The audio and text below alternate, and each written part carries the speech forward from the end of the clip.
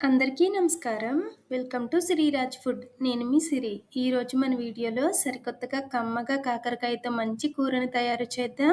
Taste కూడా చాలా అంటే చాలా బాగుంటుంది. ఈ వీడియో మీకు నచ్చితే తప్పకుండా like, share and subscribe friends. దీనికోసం ముందుగా గ్యాస్ మీద గిన్నె పెట్టుకొని 1 కప్పు నీళ్లు పోసి కొంచెం పసుపు అలానే 1 స్పూన్ ఉప్పు వేసుకొని నీళ్ళని తెరలే వరకు మరిగించుకోవాలి.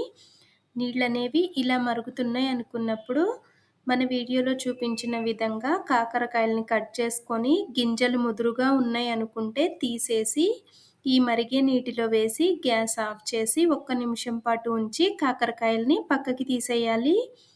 కాకరకాయలు అనేవి ఉడకాల్సిన అవసరం ఏమీ లేదు. నీటిలో వేసామంటే చేదనేది తగ్గుతుందనమాట. ఈ కాకరకాయలనైతే పైన తేమ ఆరే వరకు పక్కన పెట్టేసి ఒక మిక్సీ జార్ తీసుకొని లవంగ, యాలుక, చెక్క అలానే కొంచెం ఎండు కొబ్బరి, 1 స్పూన్ ధనియాలు వేసి ఒక్కసారి మెత్తగా మిక్సీ పట్టుకోవాలి. ఈ మాత్రం పొడైన తర్వాత చిన్న ముక్క అల్లం ముక్క, వెల్లుల్లి అలానే ఒక పెద్ద సైజు టమాటా కట్ చేసి వేసి మెత్తగా గుజ్జులాగా పట్టుకోవాలి.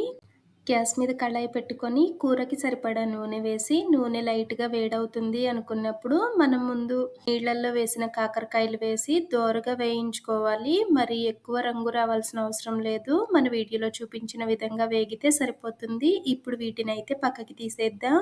మళ్ళీ అదే నూనెలో మనం ముందే సన్నగా కట్ చేసి పెట్టుకున్న ఉల్లిగడ్డ ముక్కలు వేసి ఉల్లిగడ్డని దోరగా బంగారు రంగు వచ్చే వరకు వేయించుకోవాలి. ఈ మాత్రం వేగితే సరిపోతుంది. ఇప్పుడు ఇందులోకి 1 చిటికెడు పసుపు వేసి పసుపు కూడా పచ్చివాసన పోయిన తర్వాత మనం ముందు గుజ్జు పట్టి పెట్టుకున్న టమాటా గుజ్జును వేసి నూనె పైకి తేలే వరకు వేయించుకోవాలి.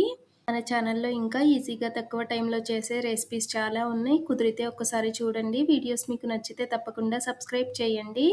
ఇది మంచిగా వేగిన తర్వాత 2 పచ్చిమిర్చి చీలికలు అలానే మన రుచికి సరిపడా కారం, ఉప్పు వేసి కారం పచ్చివాసన పోయే వరకు వేయించుకోవాలి. మూత పెట్టి 1 నిమిషం ఉంచామంటే సరిపోతుంది. ఈ మాత్రం వేగిన తర్వాత మన పులుపుకు సరిపడా చింతపండు గుజ్జు తీసుకొని గుజ్జు అనేది మరీ చిక్కగా లేకుండా ఇలా పలుచగా ఉందంటే సరిపోతుంది. ఇప్పుడు ఈ పులుసు పోసేసి పులుసు తెరలి మరుగుతుంది అనుకున్నప్పుడు మనం ముందు వేయించి పెట్టుకున్న కాయలని ఒక్కొక్కటిగా వదలాలి.